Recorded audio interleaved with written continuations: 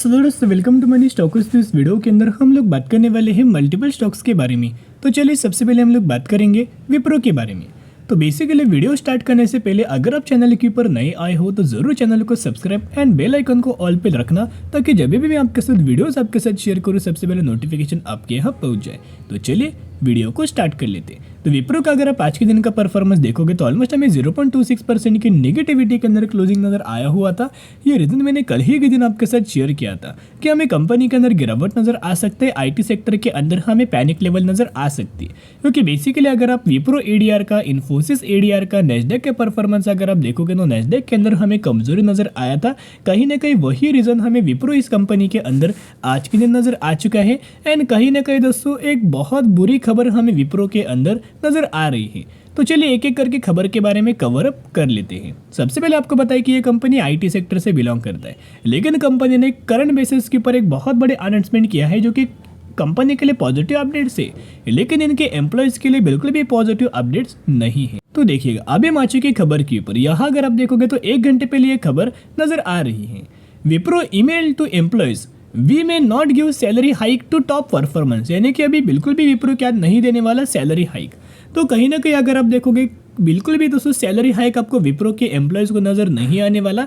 अभी ये एम्प्लॉयज़ के लिए तो नेगेटिव पॉइंट है, लेकिन विप्रो के लिए पॉजिटिव पॉइंट है, as well as shareholders के लिए भी पॉजिटिव पॉइंट है।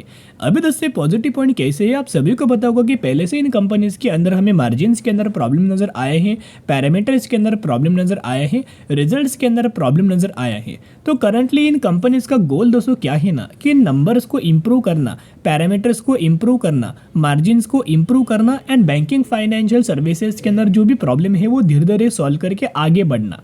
तो कहीं ना कहीं अगर आप देखोगे इसी से रिलेटेड अगर ये हाइक्स दोस्तों कम नहीं देंगे, विप्रो एम्प्लॉयज़ को हाइक्स अगर नहीं देगा तो जो फंड रहेगा ना वो ये क्या करेगा और हमें गेन करते हुए दिख सकता है। तो इसी की वजह से खबर पॉजिटिव तो है, कंपनी के लिए भी पॉजिटिव है, शेयर होल्डर्स के लिए भी पॉजिटिव है, लेकिन यही खबर नेगेटिव हमें एम्प्लॉयज़ के लिए नजर आ रही है। तो चलिए अब हम बात करेंगे अपडेट्स के बारे में। यहाँ अगर आप देखोगे तो विप्रो के अंदर हमें एनालिस्ट के द्वारा, ब्रोकरेज फर्म के द्वारा हमें सेल रेटिंग दिया हुआ है। तो आप देख सकते हो Wipro on sell list, favoured of tier 1 IT stock on weak outlook हेडवाइंस।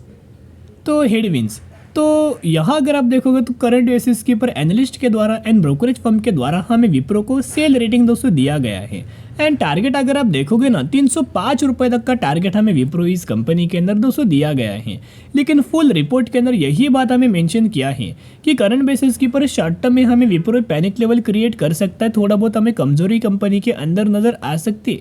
लेकिन Q4 जो रिजल्ट्स आने वाला है Q4 का या फिर अगले फाइनेंशियल ईयर का Q1 का रिजल्ट, उस तरफ कंपनी बहुत अच्छा खासा परफॉर्म हमें कर सकती है, धीरे धीरे करके इंप्रूवमेंट आपको नजर आ सकती है। तो आप देख सकते हो Wipro remains in the most involved IT stock due to ongoing weakness and upcoming challenges after the disappointing July-September quarter report card of top Indian IT companies. Given the fall in the revenues and profit, the quarter ended September and weak Q2 growth guidelines, Analysts expect Wipro top line growth to be one of the lowest among its peers.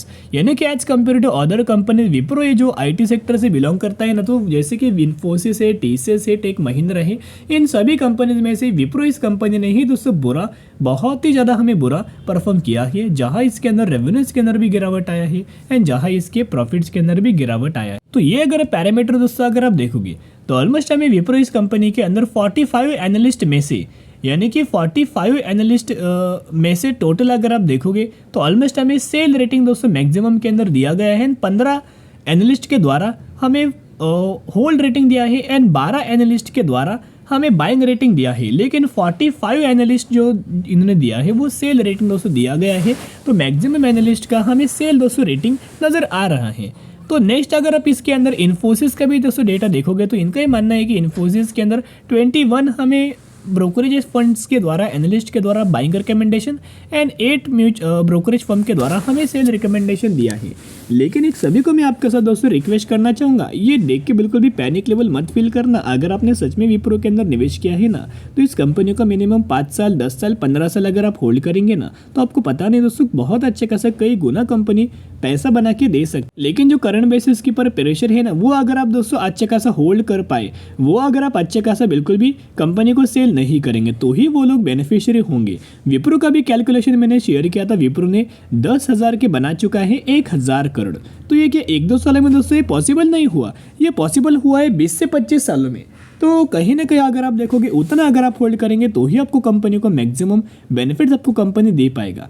And कई analyst के द्वारा हमें buying recommendation भी दिया गया है। 418 रुपये के आसपास हमें शॉर्ट टर्म में टारगेट नजर आया है।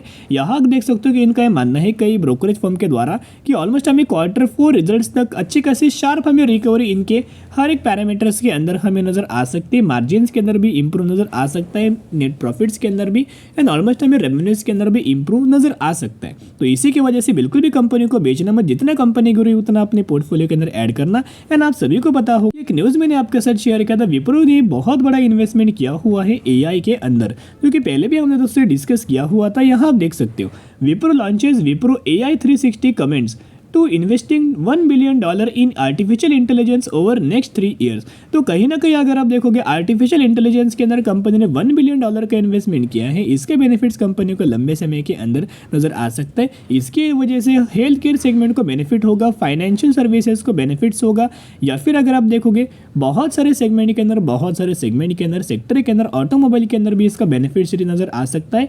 एंड साथ में दोस्तों इंडस्ट्रीज के अंदर जैसे कि इलेक्ट्रॉनिक इंडस्ट्रीज हुआ, ऑटोमोबाइल इंडस्ट्रीज हुआ, उनमें से अच्छा खासा बेनिफिट्स इन एआई का नजर आ सकता। तो अभी हम बात करने वाले हैं ट्राइडेंट के बारे में। तो ट्राइडेंट के अंदर आज के दिन ऑलमोस्ट हमें 1.5 से 2% की गिरावट हमें नजर आया। 36 रुपीज के आसपास हमें ट्राइडेंट के अंदर क्लोजिंग नजर आ चुकी है। तो बेसिकली कंपनी के अंदर गिरावट दोस्तों क्यों हुआ, उसके पीछे का एक रीजन है, एक तो वॉलेटाइल मार्केट, एंड सेकंड हमें रीजन हो सकता है कि कंपनी का Q2 का रिजल्ट।